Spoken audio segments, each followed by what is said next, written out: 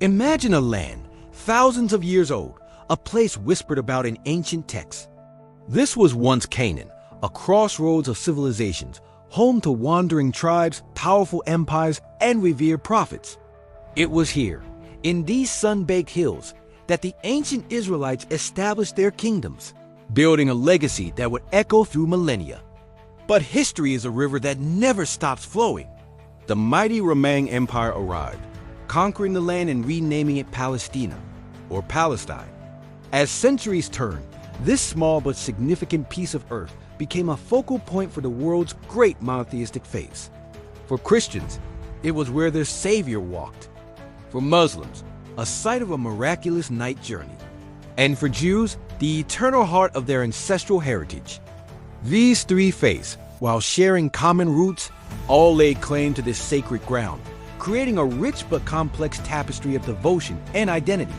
Fast forward to the early 20th century. The world was changing rapidly.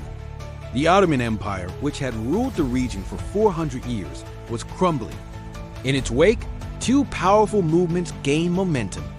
On one side was Zionism, the modern political movement advocating for the return of the Jewish people to their ancestral homeland, a dream fueled by centuries of diaspora and persecution.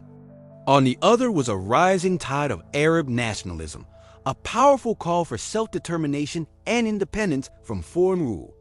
These two aspirations, both deeply felt and passionately pursued, were set on a collision course. After the dust settled from World War I, the British were given a mandate to govern Palestine. They were tasked with a seemingly impossible challenge, balancing their promise to support a Jewish national home with the rights of the existing Arab population. Tensions, already simmering, began to boil over.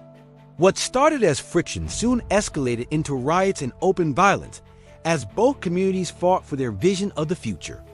The British struggled to maintain control, their policies often inflaming the situation rather than calming it. The year 1947 marked a pivotal turning point. Unable to find a solution, Britain handed the problem to the newly formed United Nations. The UN proposed a partition plan, dividing the land into separate Arab and Jewish states, with Jerusalem to be administered internationally.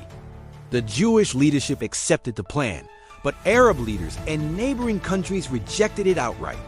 On May 14, 1948, as the British mandate ended, David Ben-Gurion declared the establishment of the State of Israel.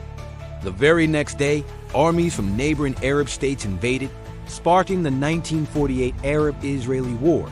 When the fighting finally ceased, the map had been redrawn. Borders were shifted, Jerusalem was divided, and a massive humanitarian crisis unfolded. Hundreds of thousands of Palestinians became refugees, displaced from their homes in what they called a Nakba, or catastrophe. This event created a refugee population whose status remains a central issue to this day. The decades that followed were not peaceful. A state of conflict persisted, punctuated by major wars in 1956, 1967, and 1973. The Six-Day War in 1967 was particularly transformative, as Israel captured the West Bank, the Gaza Strip, East Jerusalem, the Sinai Peninsula, and the Golan Heights, bringing millions of Palestinians under Israeli military occupation. This occupation led to the rise of Palestinian resistance movements, including the Palestine Liberation Organization, or PLO. Later, there were moments of hope.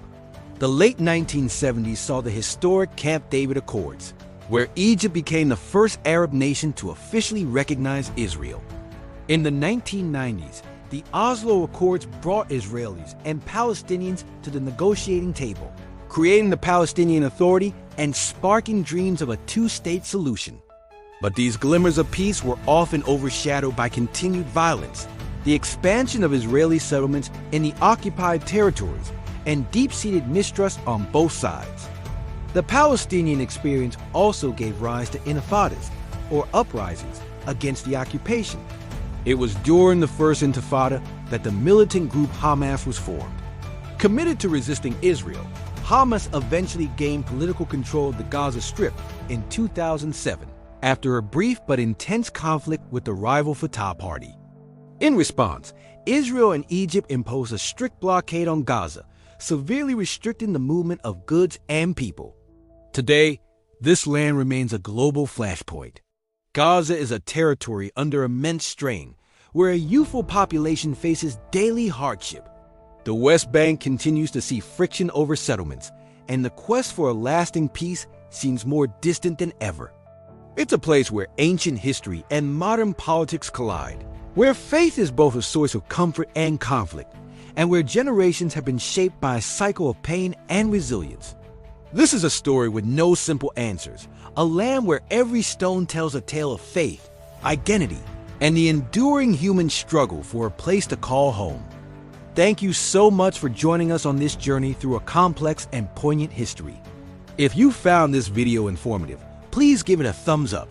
And don't forget to subscribe and hit the notification bell for more deep dives into the stories that shape our world. See you next time.